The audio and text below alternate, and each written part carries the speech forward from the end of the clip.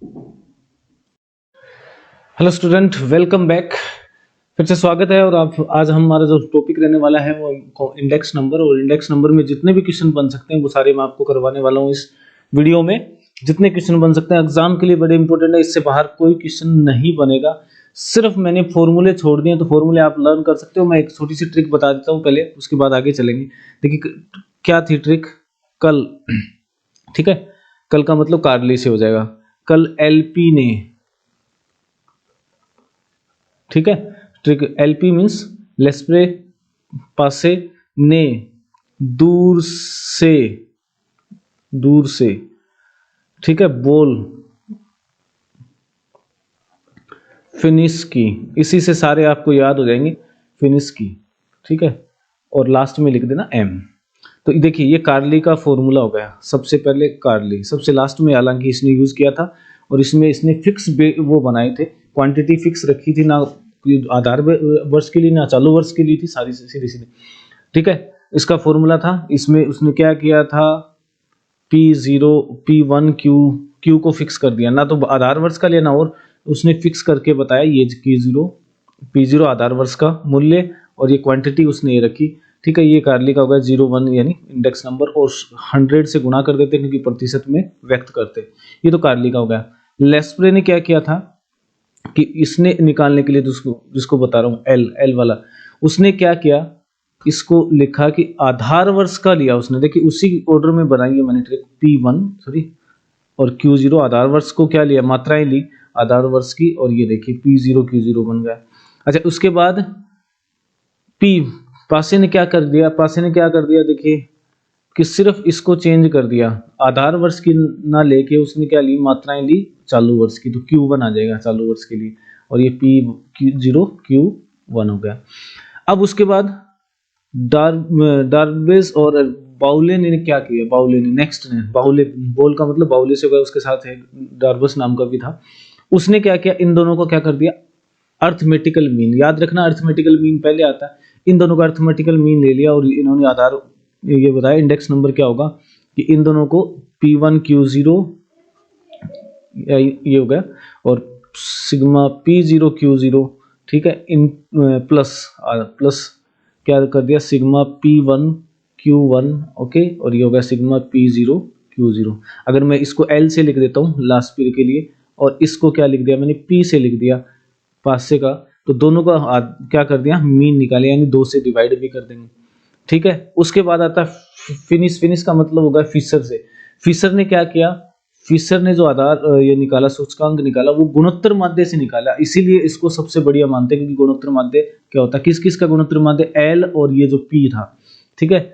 लेस्प्रे और क्या पासे, दोनों का, इनका आधार वर्ष करके निकाला। तो ये आपको समझ आ गया। मार्शल ने क्या किया था, मार्शल ने क्वांटिटी को क्या कर दिया, ये मार्शल ने जो निकाला था आधार वर्ष 0 लेके, इसने क्या कर दिया, P1 Q0 और Q1 दोनों रख लिए, ठीक है, और इसमें P0 Q0 Q1 यानी दोनों की वो खत्म कर दी, लड़ाई सी खत्म कर दी, और इसको 100 से सबको गुणा करना है, ठीक है। याद रखना कि 100 क्या है, ये आधार वर्ष के साथ 100 में गुणा, यानी प्रतिशत में लिखते हैं, जितने भी लिखते हैं हम, ठीक है। तो ये भी 100 से गुणा होगा, और इस ये भी क्या होगा, 100 से गुणा होगा, ये अंडर रूट से बाहर है 100, ठीक है।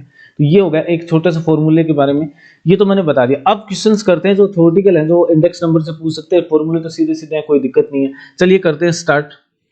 और आज का पहला क्वेश्चन क्या है, देखिए, दोनों लगातार सेंसेक्स, ठीक है, की जनसंख्या अगर आपको दे रखी हो, ठीक है, जनसंख्या ज्ञात होने पर जनसंख्या अनुमान के लिए सूत्र इंटरसेशनल वर्ष में सामान्य अंकन के साथ, कि इंटरनेशनल का मतलब क्या हुआ, इंटरसेशनल यानी दो सेशन जो सेंसस है उनके बीच का निकालने के लिए क्या इसका यूज करते हैं। तो ये देखिए क्वेश्चन आपका उससे आ गया, पॉपुलेशन वाले क्वेश्चन है, उसमें भी है एक दो क्वेश्चन लिए, तो इसमें सीधा सीधा फॉर्मूला है। देखिए यानी किसी पॉपुलेशन निकालनी है ना, दो दो क्या हो गए लगातार, आपको जैसे 2021 में निकालनी है और 2011, ये पता है अपने को 2011 में पॉपुलेशन थी P0, और ये पता है अपने को P1 थी।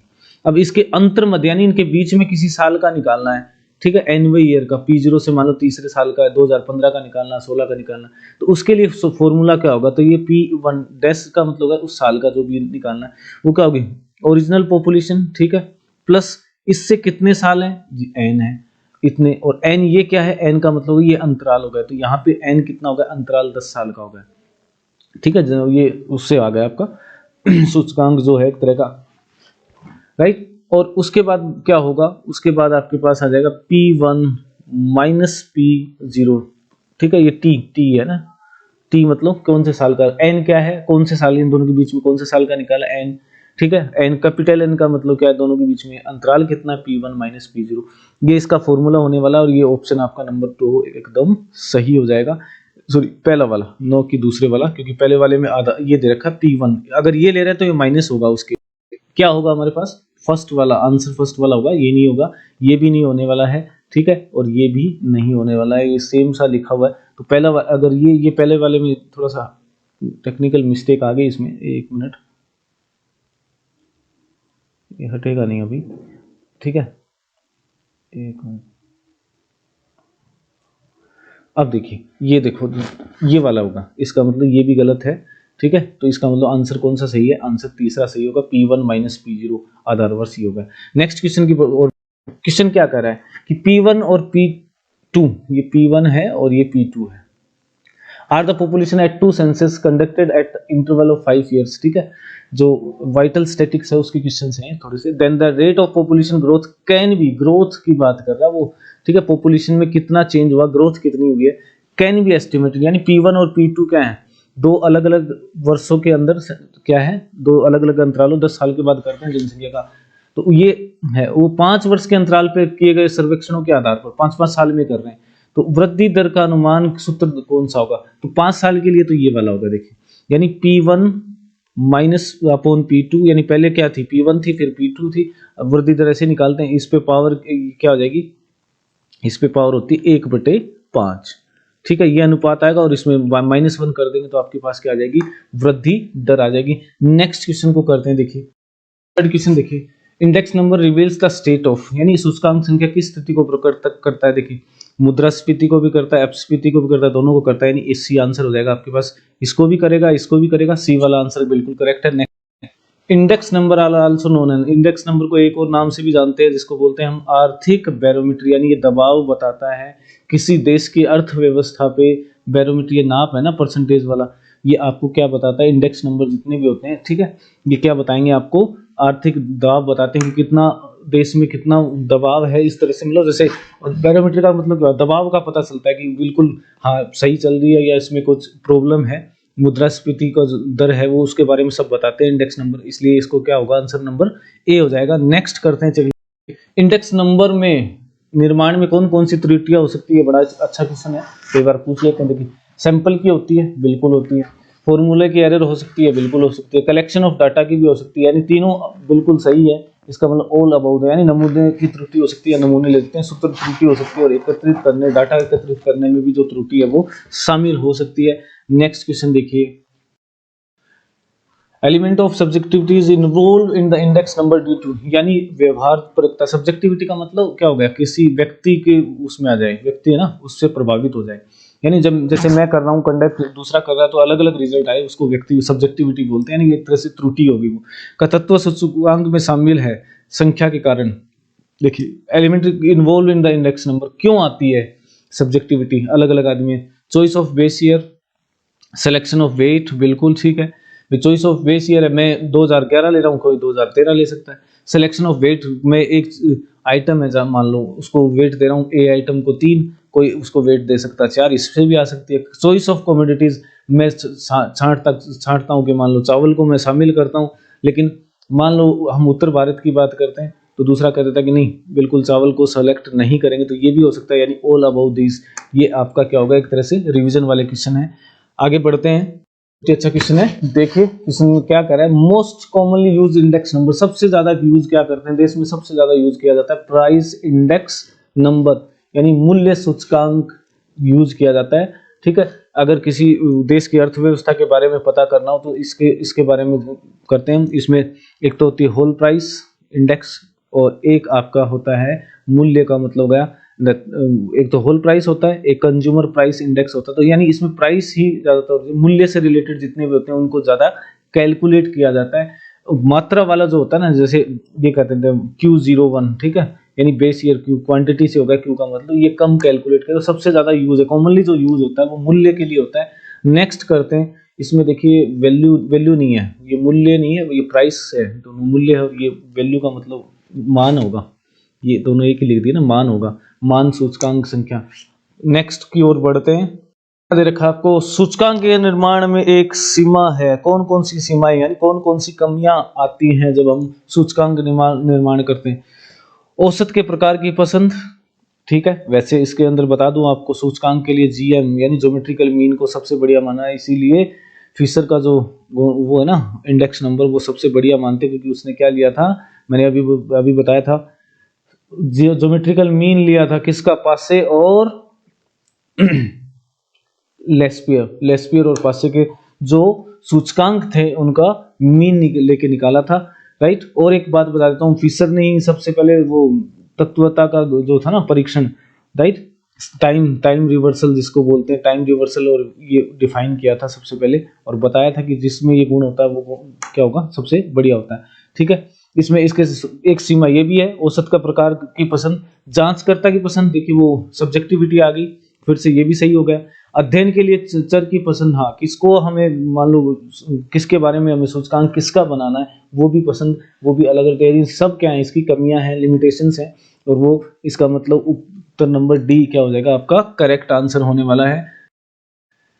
क्वेश्चन नंबर 9 में देखिए, उपभोक्ता मूल्य सूचकांक संख्या का निर्माण किसके लिए किया जाता है।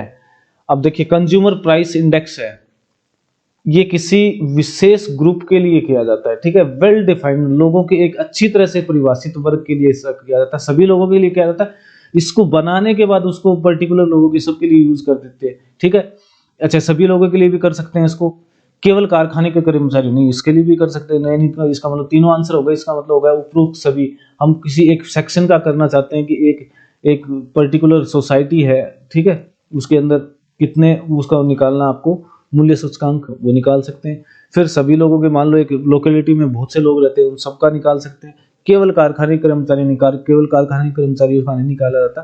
तो इसका मतलब देखो, एक मिनट फिर से कंफ्यूज कर दिया इसने, consumer price index is constructed for a well defined all people factory workers, नहीं, ये है वेल डिफाइंड सिलेक्शन के लिए होगा, सभी लोगों के लिए नहीं निकालते हैं एक साथ, क्योंकि सबको शामिल नहीं कर सकते, फिर वो हमारा त्रुटि के चांसेस होते हैं, ये गलत होगा। इसका मतलब केवल फैक्ट्री वर्कर के लिए भी नहीं करते हैं, अलग अलग जो लोग हैं उनके लिए अलग अलग कंज्यूमर प्राइस इंडेक्स बनता है। नेक्स्ट की ओर चलते हैं, देखिए डिफ्यूजन इंडेक्स, डिफ्यूजन मीन कोई चीज कम हो रही है, कम डिफ्यूज हो रही है, ठीक है, टाइम के साथ, उससे किसका पता चलता है हमें, इंडेक्स में बदलाव का पता चलता है, किसका, अभिजात का, एलाइट जिसको बोलते हैं, अभिजात का वर्ग का, यानी किसी स्पेशल वर्ग का हमें पता चलता है। क्वेश्चन नंबर 11 की ओर बढ़ते हैं, और क्वेश्चन नंबर 11 आपकी स्क्रीन पे है, और ये क्या है, इंडेक्स नंबर के निर्माण में सबसे पहला और सबसे महत्वपूर्ण कदम, सबसे पहला क्या, देखिए सबसे पहले हमें ये पता होना चाहिए, सूचकांक संख्या के उद्देश्य को चित्रित करने के लिए, यानी पर्पज बताना आपको कि किस लिए बना रहे हैं, वो सबसे इंपॉर्टेंट है।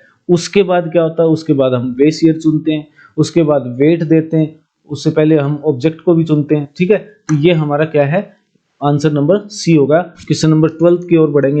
12th क्वेश्चन बड़ा इंटरेस्टिंग और इंपॉर्टेंट क्वेश्चन है, ये एक्चुअली आपका क्या है, टाइम रिवर्सल वाला है। टाइम रिवर्सल होता है ना, इससे क्वेश्चन आना ही आना होता है, कोई सा भी रिवर्सल आ जाए, फैक्टर रिवर्सल आ सकता है, ठीक है, रिवर्सल। इसमें क्या होता है, देखिए ये क्या है, relation between fixed basis and chain base indices 0 1 1 2 1 2, ठीक है, ये तो फिक्स बेस हो गए भाई। पहला एक आधार वर्ष है ना, 0 है, 0 को मान लिया, 2005 के मुकाबले 1 1 का 6 का बनाया, 7 का बनाया, 8 का बनाया।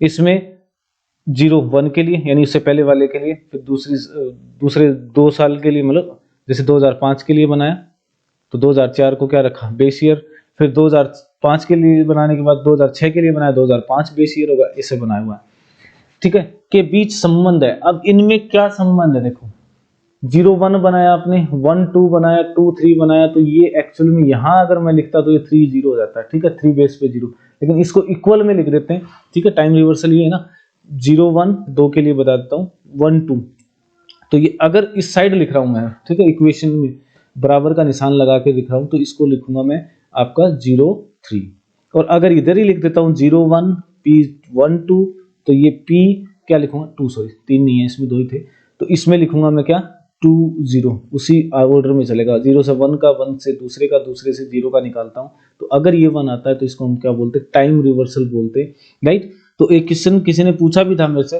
कि 3 आ जाएंगे तो क्या होगा, इसीलिए मैंने क्वेश्चन 3 के लिए बनाया, और 3 आ जाएंगे तो ये वाला केस आपका बिल्कुल सही हो जाएगा। नेक्स्ट क्वेश्चन की ओर, क्वेश्चन क्या कर रहा है देखिए, अच्छा क्वेश्चन है, फिर से देखिए, चेन बेस विधि द्वारा, चेन बेस, ठीक है, मेथड में क्या होता है, किससे फ्री हो जाता है वो, एक तो एक रूपता से फ्री हो जाता है, क्योंकि एक ही बेस ईयर नहीं है, बेस ईयर चेंज करते रहते हैं हर साल, यानी एक पहले साल के लिए दूसरे साल के लिए, ये पहला साल हो गया, दूसरे साल हो गया, दूसरे साल के लिए पहला साल क्या होता है, बेस ईयर होता है, तीसरे साल के लिए ये वाला बेस ईयर होगा, चौथे साल के लिए 3 वाला क्या होगा, बेस ईयर होगा। तो एक रूपता आ जाती है, होमोजेनिटी एरर खत्म हो जाती है लगभग। मौसमी बदलाव का कोई फर्क नहीं पड़ता ज्यादा, क्योंकि वो एकदम से क्या है, बिल्कुल पास पास, हर साल क्या हो जाता है, नया बेस ईयर बनता है हर साल के लिए, पुराने वाला क्या है, साल क्या है, बेस ईयर है। वजन की कठोरता यानी रिजिड वेट देने की प्रॉब्लम नहीं होती, ये होता है ना कि एक बेस ईयर का देंगे सर, एक तो ये होता है बेस ईयर का ही देना हमें, एक ये होता नहीं चालू वर्ष का देंगे हम, ठीक है, करंट ईयर का चालू वर्ष का देंगे, तो ये भी नहीं होता। ये सिंपल सी चीज है कि ये भी आपका क्या हो जाता है, कम हो जाता है। तो इसका मतलब उपरोक्त सभी तीनों चीजें ये क्या हो जाती हैं, कम हो जाती हैं चेन बेस मेथड में। नेक्स्ट क्वेश्चन की ओर चलते हैं, क्वेश्चन नंबर 14 क्या है आपका, when the indices, देखिए indices given for a number of years are to be worked out to a new base year, this phenomena is known। देखिए क्या कह रहा है वो, जब कई वर्षों के लिए दिए गए संकेतावली नहीं के लिए, हाँ के लिए दिए गए क्या सूचकांकों को एक नई आधार अवधि के लिए तैयार किया जाता है। अब बेस चेंज कर रहे हैं और बेस चेंज होगा तो इसका मतलब क्या होगा, आधार स्थानांतरण, बेस चेंज होगा ना, नई आधार अवधि बना रहे हैं, तो इसके लिए कौन सा आएगा, आधार स्थानांतरण। स्प्लाइसिंग क्या होगा, स्प्लाइसिंग अनुबंधन जिसको बोलते हैं, इसमें क्या होता है, एक साल के लिए बंद कर दिया हमने, भाई यहाँ से यहाँ तक चलाया और उसके बाद बंद कर दिया, जैसे 2006 में बंद कर दिया हमने, 2003 क्या था, बेस ईयर था।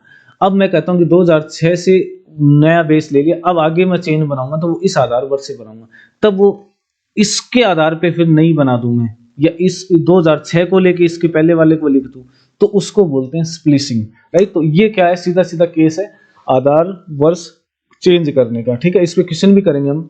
नेक्स्ट देखते हैं पहले, combination of two index number series having different base period into one series with common base period is known as। दो अलग अलग सीरीज हैं, अभी अभी बताया मैंने, स्प्लिसिंग का जो डेफिनेशन बता रहा था कि ये एक सीरीज ये है, दूसरी सीरीज ये है, इसका कॉमन आधार वर्ष बनाना ये क्या कहलाता है, ये कहलाता है स्प्लाइसिंग, ठीक है। बेस शिफ्टिंग नहीं होता, बेस शिफ्टिंग में क्या होता है, सिर्फ एक साल ये जो है ना बेस को अलग कर देते हैं। नेक्स्ट देखिए क्वेश्चन नंबर 16, अलग अलग आधार अवधि वाले दो सूचकांक संख्याओं को एक समान आधार अवधि के साथ एक श्रृंखला में संयोजित करने को ये क्या बोलेंगे, हम स्प्लाइसिंग बोलते हैं। क्वेश्चन नंबर 16 बिल्कुल ए आंसर होगा। क्वेश्चन नंबर 17 की ओर ही है, वापस वही क्वेश्चन आ गया कि यदि पुरानी श्रृंखला सूचकांक संख्याओं की नई श्रृंखला के साथ जोड़ा जाता है तो इसे कहते हैं व्हाट, बेस शिफ्टिंग। एक मिनट,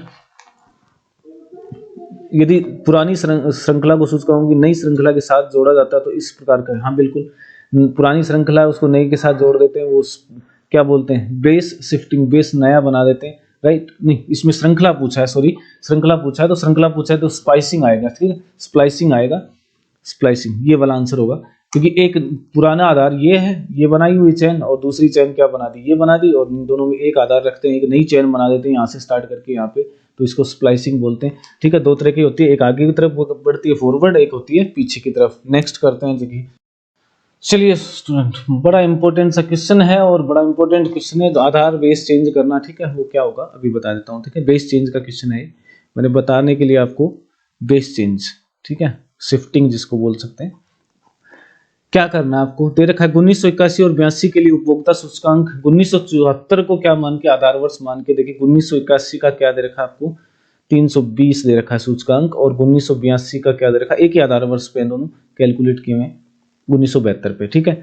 1900, अब क्या करना, 1981 के आधार वर्ष, आधार 1982 के लिए उपभोक्ता, यानी अब आधार वर्ष the consumer and price index for 1981 81 का निकालना है, फॉर बेस ईयर 1982 के लिए थे। देखिए आगे अगर बढ़ रहे हो आप, ठीक है, आगे बढ़ रहे हैं तो क्या करेंगे हम, सीधा सा है, आपको कुछ नहीं करना होता, सिर्फ क्या कर देंगे, इसको आगे बढ़ रहे हैं, जो फॉरवर्ड बोलते हैं, आगे की तरफ जा रहे हैं, तो हमें क्या करना, अब इसको 100 बनाना है और 1982 का बता देना है। तो जब 320 है तो ये क्या हो जाएगा, ठीक है, यानी ये अगर इस आधार वर्ष को 100 लेता मैं, ठीक है, 320 है तो 400 को, इसको आधार वर्ष को आपको क्या बता देना है, 100 बना देना है, राइट। तो सिंपल सा है, कैसे करेंगे, अगर ये 320 है तो ये कितना था, 400, कौन सा 1981 वाला, एक ही आधार बेस पे थे, अगर एक पे है तो 400 बटे 320 हो जाएगा।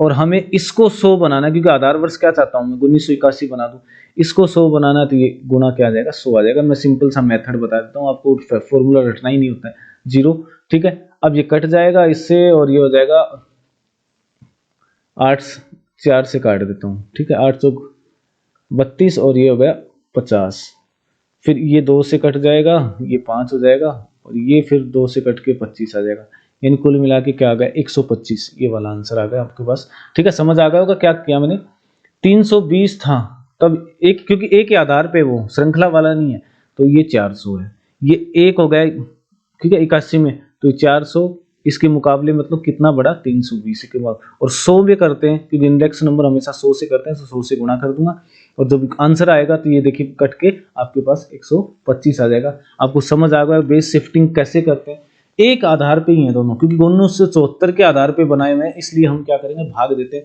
इससे रिलेटेड मैंने आपको वीडियो बना रखा है कि कैसे शिफ्ट करते हैं, सिर्फ एग्जाम्पल से मैंने समझा रखे हैं। तो ऐसा क्वेश्चन आपसे पूछेंगे, जरूर पूछेंगे, उसमें तो कोई है ही नहीं कि ऐसा क्वेश्चन ना पूछें, तो ध्यान रखना, राइट। अब अगर ये चेन बेस वाला होता है, यानी हर साल बेस अलग लेते हैं, तब हम उल्टा करते हैं, इन दोनों को गुणा करते हैं। कैसे करते हैं वो मैंने बता रखा है वहां पे, आप एक बार देख लीजिए वीडियो, मैं उसका लिंक ऊपर टैब पे दे दूंगा। नेक्स्ट देखिए क्वेश्चन नंबर 20, देखिए factor level reversal test permits the interchange of कारक उत्क्रमणता क्या होती है, देखिए, यानी बेस क्या बनाया, इंडेक्स बनाया प्राइस के लिए और इंडेक्स बनाया हमने क्वांटिटी के लिए, क्यू लिख देता हूँ, Q01। अगर ये वैल्यू क्या आ जाती है, P1 Q1 अपॉन, ठीक है, P0 Q0, अगर ये वैल्यू आती है, ठीक है, जो क्या इसकी प्राइस होगी उस चालू वर्ष की, और आधार वर्ष की मतलब पूरी प्राइस होती है, गुणांक होता है। तो इंटरचेंज ऑफ क्या चेंज करते हैं इसमें, फैक्टर रिवर्सल में आधार अवधि, कीमत और मात्रा ये चेंज करते हैं, और कुछ चेंज नहीं करते हैं, कीमत और मात्रा दोनों चेंज कर देते हैं, ठीक है। यहाँ पे ये हो गया, इसमें तो क्या बन जाएगा, प्राइस वाला बन जाएगा, और इसमें बनता है आपका किसका, आपकी जो कीमत है उसका तो बन गया ये, और मात्रा का ये बन गया। अब दोनों को चेंज कर देते हैं आपस में, इस वाले इंडेक्स नंबर और इंडेक्स नंबर में, तो कीमत और मात्रा आपस में क्या हो जाती है, चेंज आ जाती है। क्वेश्चन नंबर 21 देखिए, और वो क्या कह रहा है आपको, फिर देखिए आधार वर्ष से रिलेटेड है, कभी करते हैं। देखिए द कंज्यूमर प्राइस इंडेक्स 1990 का 80 दे रखा है परसेंट है, as compare to the base 1980। A person is 1980 getting 60,000 per annum should get, देखिए अब इसने क्या कहा है, वो उसकी इनकम यानी डीए बढ़ाते हैं ना गवर्नमेंट, वैसे ये किसी नंबर कि 1990 में 80 के आधार में 80% बढ़ जाता है, ठीक है, 80% क्या प्रतिशत में बढ़ जाता है, यानी अगर 1980 को 100 लेता हूं तो 1990 में उसका जो है ना वो क्या हो गया, 80% बढ़ने का मतलब 180 हो गए उसके सूचकांक, ठीक है, ये तो सीधा सीधा है। अब किसी व्यक्ति को 1980 में 60,000 रुपए मिल रहे थे, अब वो चाहता है कि यहाँ कितने मिलेंगे, उसी अनुपात में अगर बढ़ाएं, तो देखिए सीधा सा है, 1990 में पूछा आपने, तो ये 100 है तो इसको कितने मिल रहे थे, 180। अब मैं क्या करूंगा, एक मिल रहा है तो ये क्या बन जाएगा, इस 180 बटे 100 मिल बढ़ना चाहिए, और ये 60,000 रुपये अगर चेंज निकालूं तो वो क्या आ जाएगा, ये आ जाएगा 1 2 0 कैंसिल हो जाएंगे, और ये बन जाएगा 1 2 3 0, ठीक है, 8 6 48 और 4 6 6 और 4 10, ये आ जाएगा, इसका आ जाएगा ये लीजिए, राइट, 10,08,000 नहीं 1,08,000 रुपए मिलने चाहिए, 80% बढ़ जाता है तो, यानी उसकी सैलरी कितनी बढ़नी चाहिए वो इस अनुपात में बढ़ाएं तो।